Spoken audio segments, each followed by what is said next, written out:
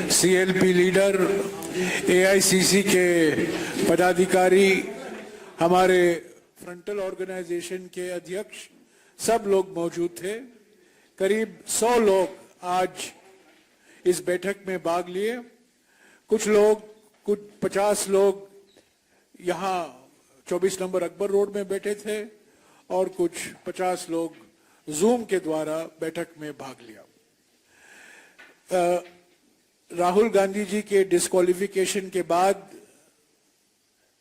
राजनीतिक प्रक्रिया क्या होनी चाहिए कांग्रेस पार्टी को, उस पर बातचीत हुई। कानूनी कदमों पर बात नहीं हुई। हालांकि हमारे प्रवक्ता और जाने माने वकील अभिषेक सिंघवी जी ने सभी साथियों को अवगत कराया कानूनी तौर से क्या कदम लिए जाएंगे, और उस पर आज अभिषेक सिंघवी जी ने भी एक प्रेस कॉन्फ्रेंस की है। तो 2 घंटे के लिए कानूनी प्रक्रिया पर नहीं बल्कि संगठन की ओर से क्या कदम लेने चाहिए उस पर बातचीत हुई। कई सुझाव आए। अगले 3-4 दिन में आप देखेंगे हमारे संगठन एआईसीसी की ओर से, पीसीसी की ओर से, डीसीसी की ओर से और हमारे जो फ्रंटल ऑर्गेनाइजेशन है उनके ओर से क्या प्रतिक्रिया होगी, क्या कदम वो लेंगे।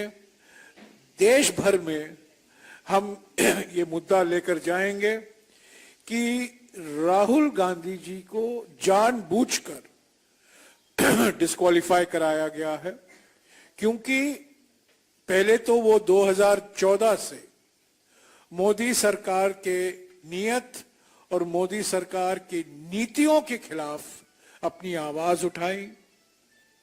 नोटबंदी के बारे में, जीएसटी के बारे में, निजीकरण के बारे में, विदेश नीति, खास तौर से जो क्लीन चिट प्रधानमंत्री ने दी चीन को जून 2020 को। तो 2014 से राहुल गांधी जी अपनी आवाज उठा रहे मोदी एक सरकार की नीयत और नीतियों के खिलाफ। दूसरा कारण यह है कि भारत जोड़ो यात्रा की सफलता से भारतीय जनता पार्टी घबराई हुई थी, परेशानी में थी। भारत जोड़ो यात्रा के दौरान कई प्रयास किए गए भारत जोड़ो यात्रा को, राहुल गांधी जी को बदनाम करने के लिए, पर वो विफल रहा। और भारत जोड़ो यात्रा न केवल कांग्रेस के लिए एक संजीवनी बनी बल्कि देश भर में एक नई उमंग देखने को मिला, नई उत्साह देखने को मिला और लोग पहचान गए कि भारत जोड़ो यात्रा हमारे राजनीति के लिए एक परिवर्तनकारी क्षण है। भारत जोड़ो यात्रा एक इवेंट नहीं था, एक मूवमेंट बन गया। तीसरा महत्वपूर्ण कारण जिसके लिए राहुल गांधी जी को जानबूझकर निशाना बनाया गया, क्योंकि वो लगातार और खास तौर से 7 फरवरी से पार्लियामेंट के अंदर उन्होंने अपनी आवाज अडानी घोटाले पर उठाई।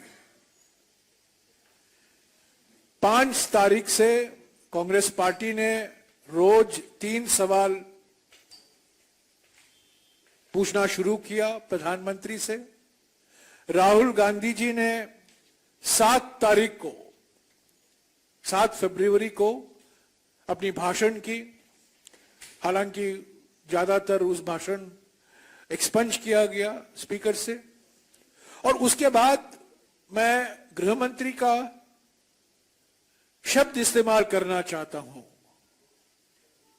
जरा क्रोनोलॉजी समझिए, जरा क्रोनोलॉजी समझिए। ये हमारे गृह मंत्री के शब्द हैं और उसी शब्दों के साथ मैं आपको कहना चाहता हूं, देश को कहना चाहता हूं, क्रोनोलॉजी समझिए। फरवरी 7 को राहुल गांधी जी की भाषण होती है लोकसभा में।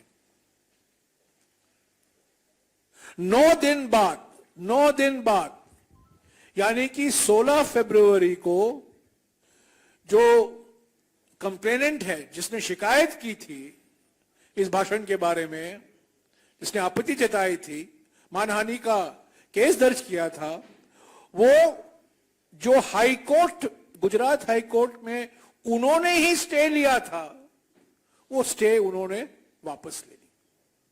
देखिए, ये अजीब है, हमारे कानूनी इतिहास में अजीब दास्तान है ये।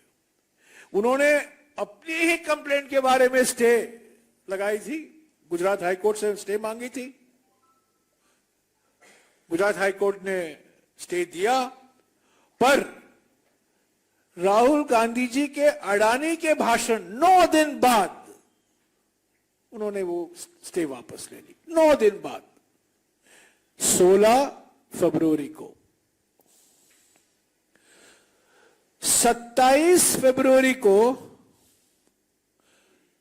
क्रोनोलॉजी समझिए, 27 फरवरी को, यानी कि राहुल गांधी जी के भाषण के 20 दिन बाद सुनवाई शुरू होती है। चीफ जुडिशियल मैजिस्ट्रेट, सुनवाई शुरू होती है। 17 मार्च को जजमेंट रिजर्व होता है और 23 मार्च को जजमेंट आता है। क्रोनोलॉजी समझिए। बाप रे, ये तो बुलेट ट्रेन से भी ज्यादा गति से चला है। प्रधानमंत्री बार बार श्रेय लेते हैं गति शक्ति के लिए, ये तो अति गति शक्ति है, गति शक्ति नहीं, अति गति शक्ति। 7 फरवरी को भाषण, 9 दिन बाद शिकायत करने वाले व्यक्ति अपने स्टे वापस लेते हैं। 27 फरवरी को सुनवाई शुरू होती है। 17 मार्च को रिजर्व किया जाता है निर्णय और 23 मार्च को कन्विक्शन का निर्णय, डिस्क्वालिफिकेशन का निर्णय, सब डिस्क्वालिफिकेशन का निर्णय तो आज आया है, पर कन्विक्शन का निर्णय कल यानी कि 23 मार्च को आया। तो ये 3 कारण हैं जो मैंने गिनाया आपको, जिसके लिए राहुल गांधी जी को कीमत चुकानी पड़ी, बहुत महंगा पड़ा। पहला, मोदी सरकार के खिलाफ अपनी आवाज उठाने के लिए, नोटबंदी के बारे में, जीएसटी के बारे में, चीन के विदेश नीति के बारे में, निजीकरण के बारे में। दूसरा, भारत जोड़ो यात्रा की सफलता के कारण।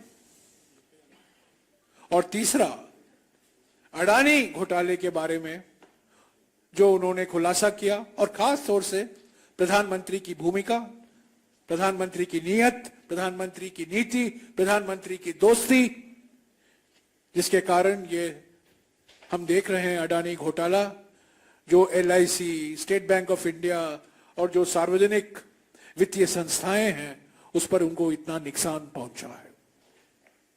तो ये इन सब बातों पर चर्चा हुई और हम इसको एक आंदोलन, जन आंदोलन के रूप में आगे ले चलेंगे। न केवल दिल्ली में, पार्लियामेंट तो सोमवार या मंगलवार को खत्म होने वाला है, एडजर्न साइने डाई होगा, पर राज्यों में, जिलों में, ब्लॉक में हम ये अभियान ले चलेंगे। हमारे संगठन, डिस्ट्रिक्ट लेवल संगठन, ब्लॉक के स्तर पर संगठन, ऐसे तो हाथ से हाथ जोड़ो अभियान तो चल ही रहा है कई राज्यों में, पर उसके साथ साथ ये जन चेतना कार्यक्रम, संविधान बचाओ कार्यक्रम, अभियान चलाया जाएगा राहुल गांधी जी के डिस्क्वालिफिकेशन को लेकर। यह बात भी उठी कि कई विपक्ष पार्टियों ने आलोचना की है इस डिस्क्वालिफिकेशन का, और हमारी पार्टी ने इन बयानों का स्वागत भी किया। अगर आपके कुछ सवाल हैं, ऐसे तो कुछ सवाल नहीं होंगे, मैंने सारे सवाल के जवाब मेरे वक्तव्य में दे दिया है, तो अगर आप इजाजत दें मैं अपनी दूसरी मीटिंग में जाऊं अभी। हाँ जी, एक या दो सवाल। कल से शुरू होगा, आप देखते जाएंगे। अभी अभी अभी मीटिंग होगी, उस पर जो कार्यक्रम होगा, टाइम टेबल होगा, वो तय किया जा रहा है। सोमवार से शुरू होगा, सोमवार से शुरू होगा। अरे कमेटी बनेगी, कमेटी के बिना कुछ काम नहीं होता। कमेटी बनना जरूरी है, कमेटी रूप देती है। कार्यक्रम आपको सोमवार से दिखाई देगा।